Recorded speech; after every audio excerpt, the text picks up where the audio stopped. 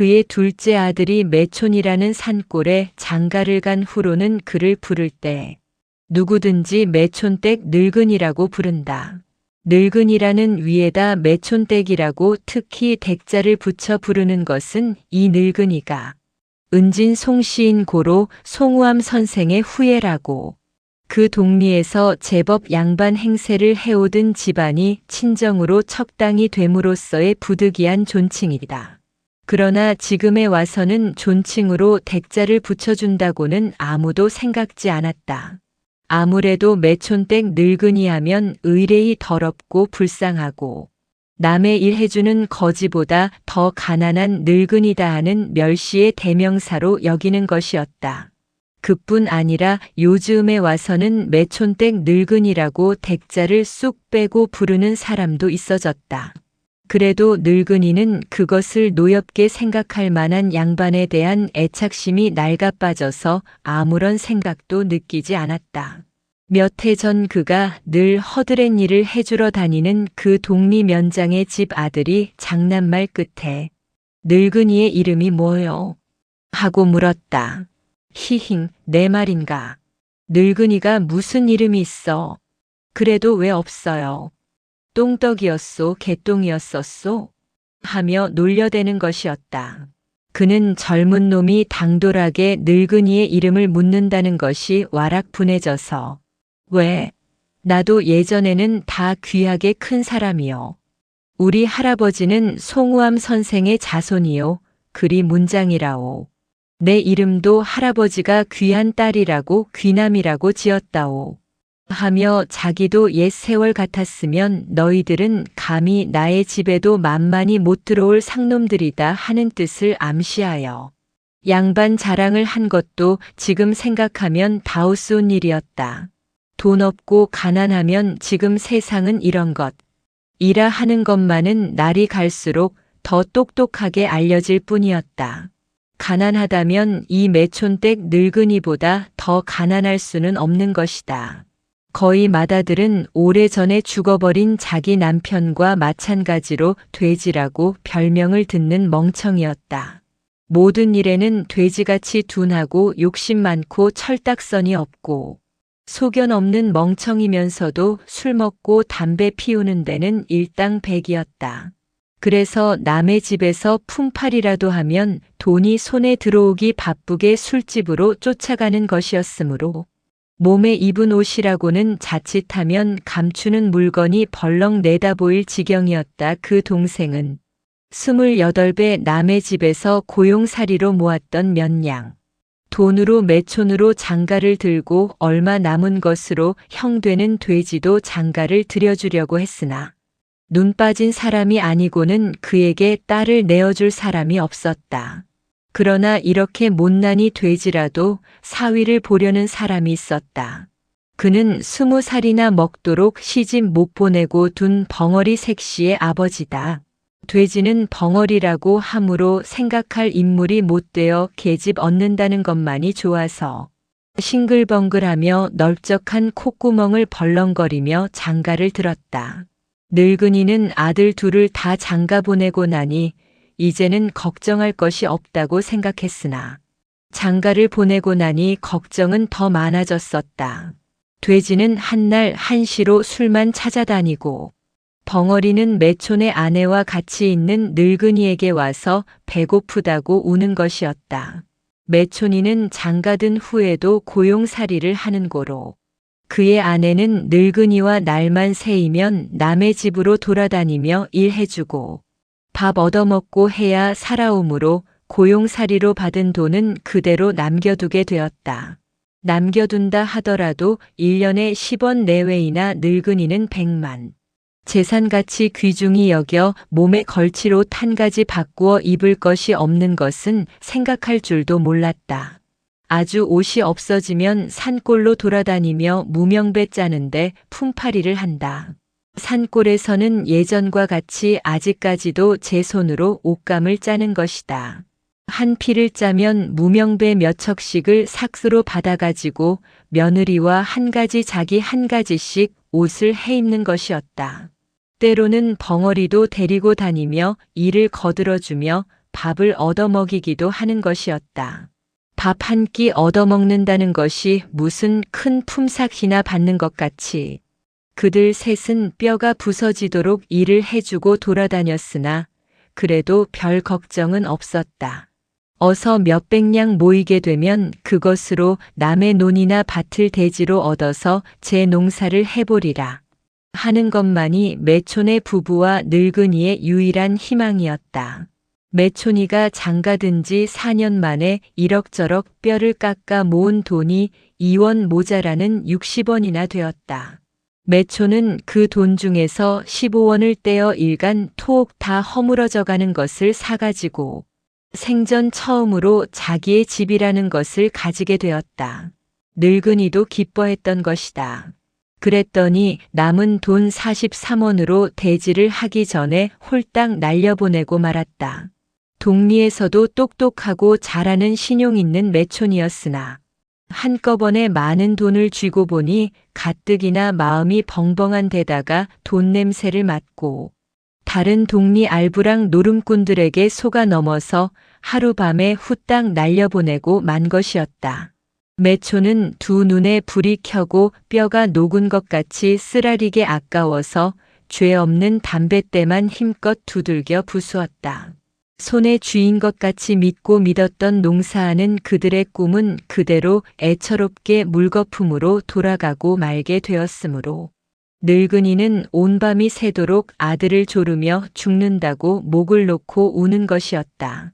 죽일 놈들 도적놈들 내 돈 43원을 그대로는 못 먹을 것이다.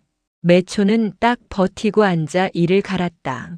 그러나 한번 낚인 돈이 아무리 간장을 녹인들 도로 제 손 안에 들어올 리가 없는 것이었으나 그래도 매초는 제 돈 찾으러 매일같이 노름판에 드나들었다. 그러는 중에 그는 제 자신도 모르는 사이에 어느 동리 알탕 노름꾼으로 변하고 말았다. 단순한 매촌이었었던 만큼 그의 변화는 쉽고 빠른 것이었다. 늙은이와 며느리는 태산같이 믿었던 매촌이가 그 모양이 되고 오직 하나 희망이었던 제 농사 짓는다는 것도 꿈으로 돌아간 후 죽지도 살지도 못할 판에 끼어 한결같이 남의 집에 다니며 입만은 살아갔다. 1년 12달 남의 솥에 익혀낸 것만 얻어먹는 그들이라. 비록 일은 해주고 먹는 것이라 해도 동리 사람들은 공밥을 먹이는 것 같이 그들을 천대하는 것이다. 늙은이에게서 매촌댁의 댁자를 쑥 빼고 매촌댁 늙은이로 붙이게 된 것도 이때부터이다.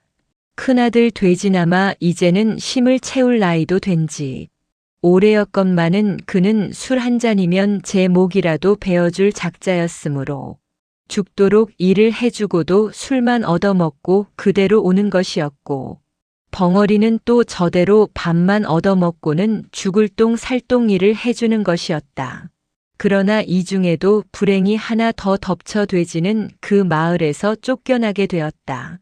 그것은 몇 날 술을 먹지 못하여 못 살 지경에 이른 돼지가 한 꾀를 생각해가지고 술집에 가서 술 한 잔만 주면 나무 한 짐 해다 주겠다는 약속으로 먼저 술 한 잔을 얻어먹었다.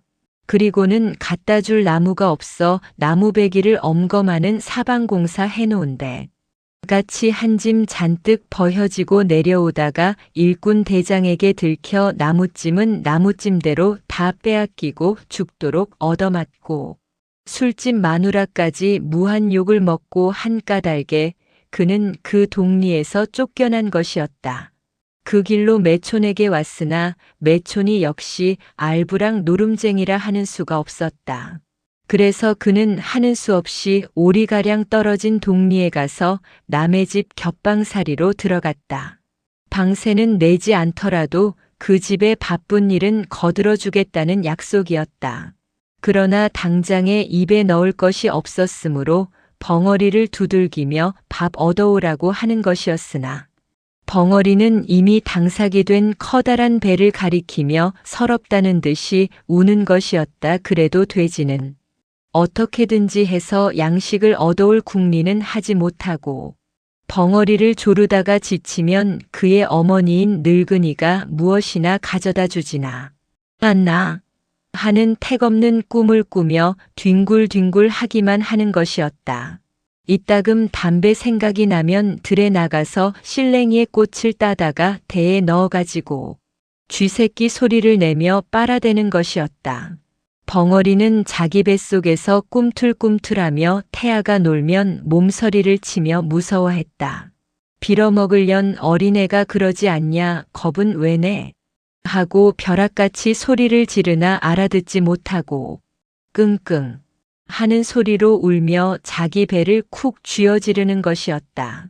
하루 한 끼도 얻어먹지 못하는 그들이라 벙어리의 커다란 두 눈은 쇠눈깔같이 험악하였다. 늙은이는 어느 날 밤에 큰 호랑이 2마리가 꿈에 보이더라고 하며 그 이튿날 아침에 매촌의 아내를 보고 꿈 이야기를 하는 것이었다. 아마도 오늘 내일 간에 너희 둘이 다 아들을 낳으려는가 보더라 하며 신기하다는 듯이 며느리를 바라보는 것이었다. 매촌의 아내도 벙어리와 같이 당삭 있다던 것이다. 한꺼번에 둘이 다 해산을 한다면 이 일을 어쩔까. 작은 며느리는 그래도 해산 후에 먹을 것이나 준비해 두었지만은 저 벙어리를 어떻게 혼자 생각하다 못해 노란 것, 흰 것, 검은 것이 한데 섞인 몇 가락 안 되는 머리를 손가락으로 감아서 꽁쳐매고 누덕누덕 집은 적삼의 걸레 같은 몽당 치마를 입고 빨리 집을 나섰다. 그는 그 길로 바로 단골로 다니며 일해주는 집들을 돌아다니며 사정 이야기를 하고 얼마만큼만 구워주면 나중에 그만큼 일을 해주리라고 애원을 해도 한 집도 시원하게 대답하지 않았다. 뭐다 그 늙은이는 참 그런 이들을 자식이라고 걱정을 해먹일 것도 없을 줄 알며 어린애는 왜 만들었어? 하고 비웃고 핀잔 주고 놀려주고 할 뿐이었다. 늙은이는 이지러지고 뿌리만 남은 몇 개 남지 않은 이빨을 드러내며 희애 하고 고양이같이 웃어 보이는 것이었다. 웃으면 고라 비틀어진 우붕 뿌리 같은 그 얼굴에 누비질한 것 같이 잘게 깊게 잡힌 주름살이 피며 주름 사이에서 햇빛을 보지 못한 살이 받고 지운 것 같이 여기저기 드러나는 것이었다. 그러게 말이지. 자식놈들이 몹쓸 놈이지. 그저 벙어리가 불쌍해서 그러는 거요. 하고는 다시 한번 희애 웃어 보이고 돌아서 나오는 것이었다. 그는 행여나 하는 생각으로 마지막으로 또 한 집에 들렀다.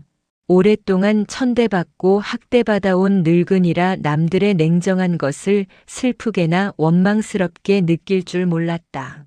그리고 낙심할 줄도 몰랐다. 마지막 들린 집에서는 쉽사리 동정을 하는 것이었다. 에구 불쌍해라. 아이는 하필 저런 데 가서 잘 테이거든 하며 쌀 한 돼, 보리 2돼, 장 한 그릇, 미역 한 쪽, 명태 한 마리를 별말 없이 내어주는 것이었다. 밥 한 그릇에 온 전신이 녹도록 고맙다고 생각하는 이 늙은이라. 이렇게 과분한 적선에는 도리어 고마운 줄 몰랐다.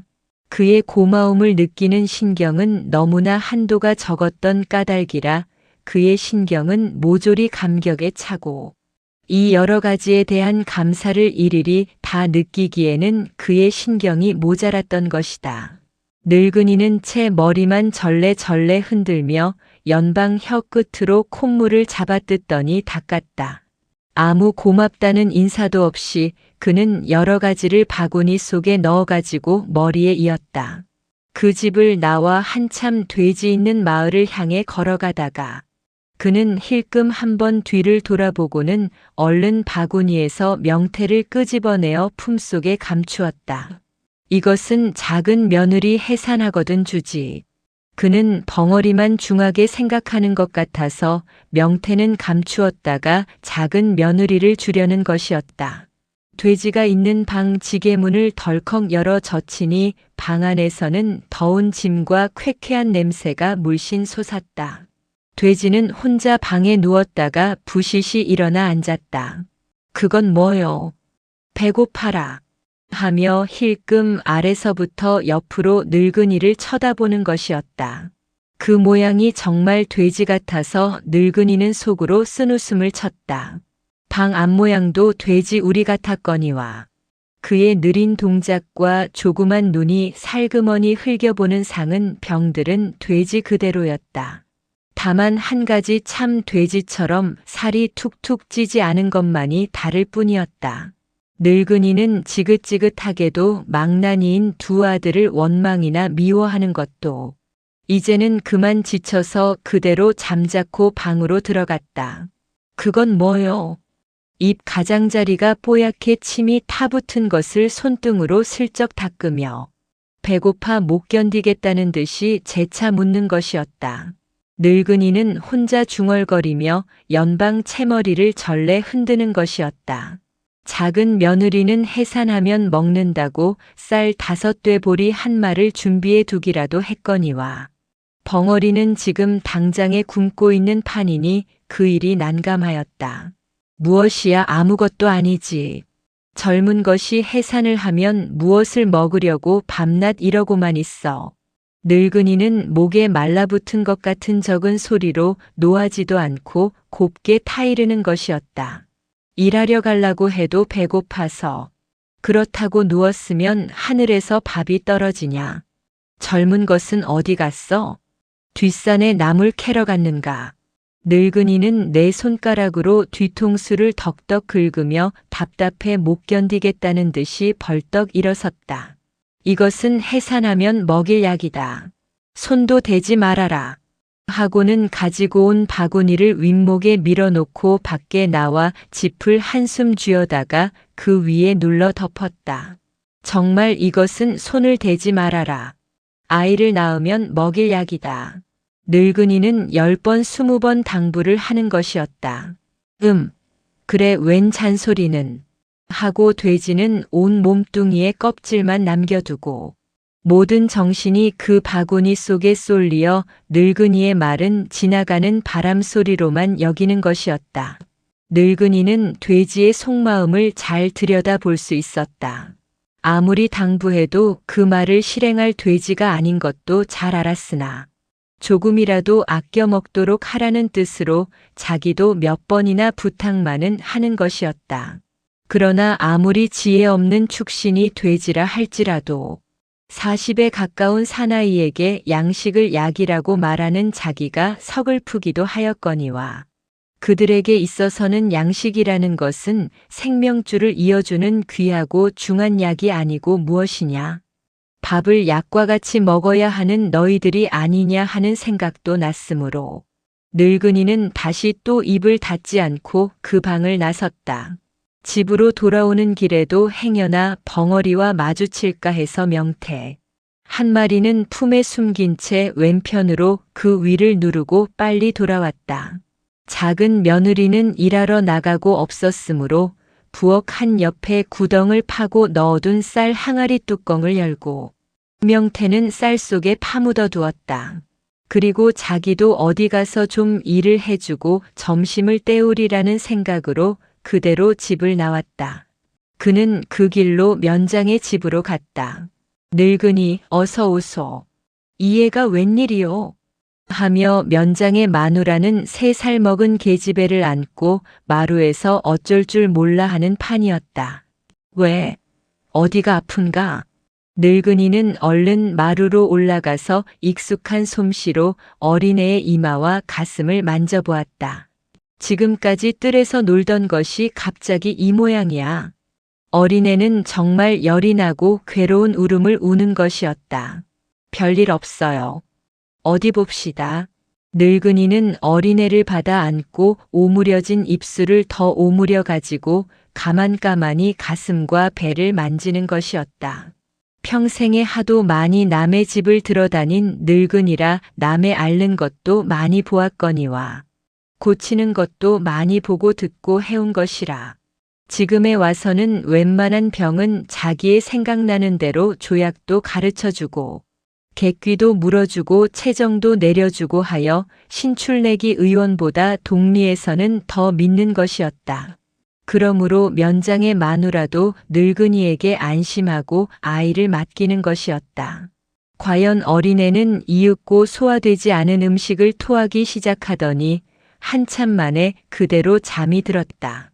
늙은이는 후 한숨을 하고 툇마루로 나와 앉으며 한숨 포근히 자고 나거든 노글노글한 조당수나 끓여 먹이고 저녁도 먹이지 말고 그대로 재우면 별일 없을 것이요. 하였다. 마누라도 안심한 듯이 늙은이에게 줄 밥을 참견하였다. 늙은이는 밥과 반찬 찌꺼기를 얻어가지고 툇마루 한 옆에서 씹지도 않고 묵턱묵턱 삼키기 시작했다. 에구 늙은이, 천천히 좀 먹으면 어떤가. 그렇게 막 삼켰다가 걸려 죽으면 어째. 마누라는 늙은이의 밥 먹는 양을 바라보다가 주의를 시키는 것이었다. 희행. 늙은이는 애교 있는 웃음을 웃고 간청어 꼬리를 뼈째로 모조리 묵턱 베어 우물우물 하더니 입이 움쑥하며 꿀꺽 소리를 내고 삼키는 것이었다. 에그머니 뼈를 막 먹네. 희행. 걱정하지 마소. 죽어도 먹다가 죽는 것은 복이 아니오.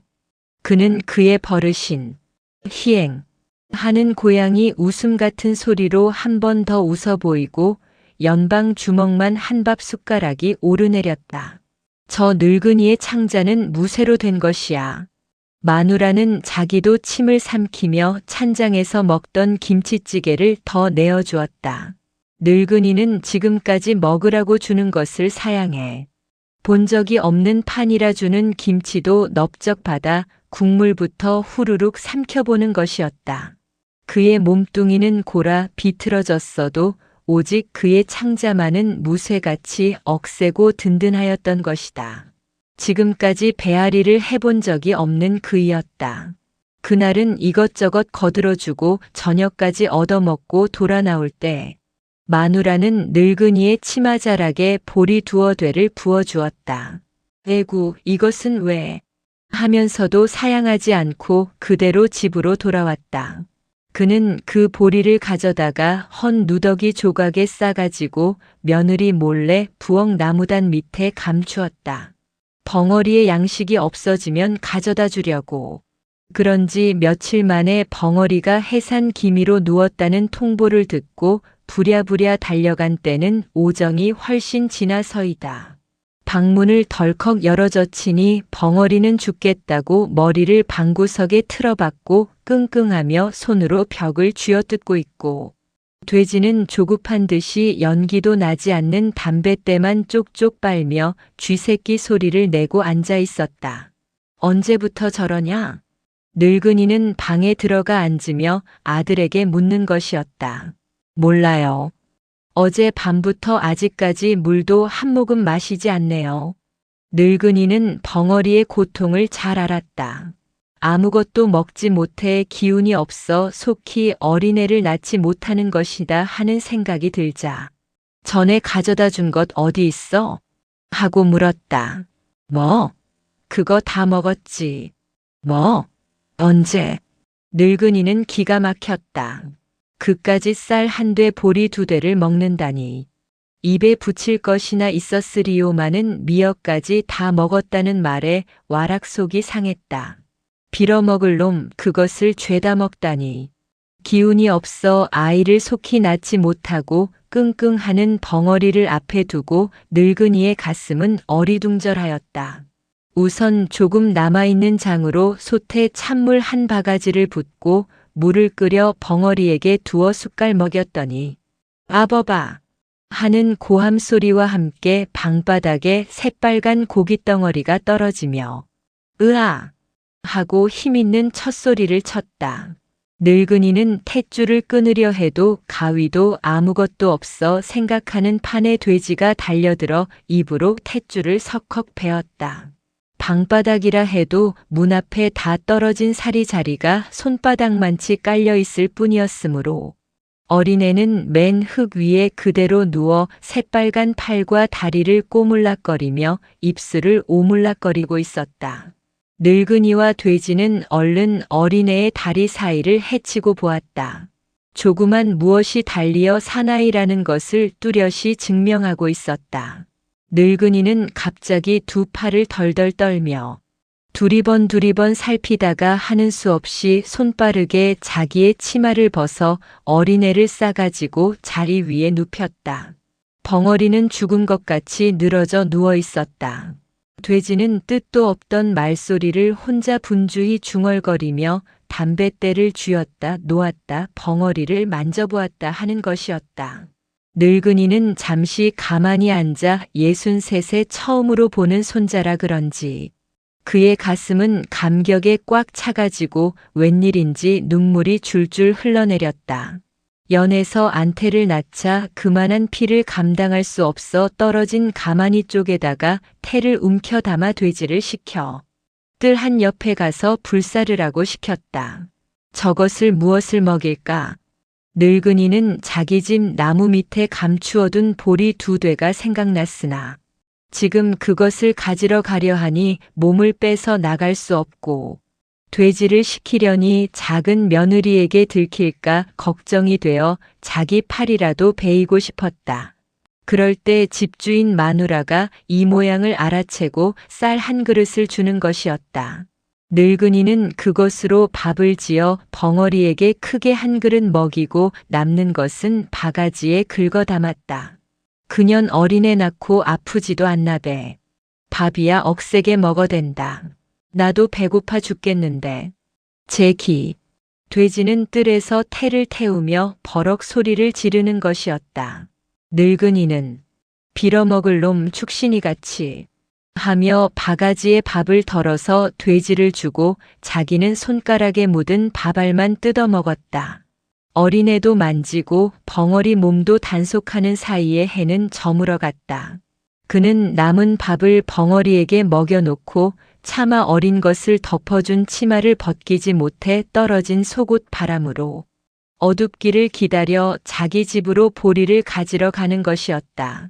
작은 며느리가 알면 보리는 누구 것이요? 왜 숨기었다가 가져가요? 하고 마음을 상할까 하여 그는 가만히 자기 집으로 들어갔다. 매촌이는 또 노름방으로 갔는지 며느리 혼자서 깜빡거리는 호롱불을 켜고 옥근을 끌어놓고 벼룩 잡는다고 부시직거리고 있었다. 늙은이는 자취 없이 부엌으로 들어가 나무 밑에 손을 넣어 살그머니 보리 꾸러미를 끌어내었다. 진작 도로 나오려다가 조금 멈칫하고 생각한 후 재주 있는 쓰리와 같은 손짓으로 쌀 항아리 속에 손을 넣었다. 전날 쌀 밑에 감추어 두었던 명태가 쌀 위에 쑥 빠져나와 있었다. 아이고, 며느리가 보았구나 하는 생각이 들자 그는 얼른 항아리에서 손을 빼어 집을 빠져나왔다. 보리 뭉치만을 옆에 끼고 번개같이 달려가서 돼지에게 갖다 주고 이것으로 죽을 쑤어 너는 조금씩만 먹고 어린애 어미만 먹여라. 고 몇 번이나 당부하고 자기는 다시 집으로 돌아오는 것이었다. 텅 빈 백가죽은 등에 가붙고 입안과 모가는 송정으로 붙인 것 같이 입맛을 다시면 찢어지는 것 같이 따가웠다. 저까짓 보리 두 대로 몇 날을 지탱시킬까 하는 생각이 들자 그의 두 다리는 가리가리 힘이 빠지고 돼지와 매촌이의 못난 것이 새삼스럽게 얄미웠다. 그러나 눈앞에는 오늘 난 아기의 두 다리 사이에 사내란 또렷한 그 표적이 어리서리 나타나고 사라지고 하였다. 그는 이윽히 걸어가는 사이에 몹시 뒤가 마려워서 잠깐 발길을 멈추고 사방을 둘러본 후 속옷을 헤치려다가 무엇에 놀란 듯 재빠르게 걷기 시작하였다. 사람은 똥임으로 사는데 하는 것을 생각해내었던 것이다. 이제 집으로 돌아간들 밥 한 술 남겨두었을 리가 없으며 반드시 내일 아침까지 굶고 자야 할 처지이므로 지금 똥을 누워버리면 당장에 앞으로 거꾸러지고 말 것 같았던 까닭이었다.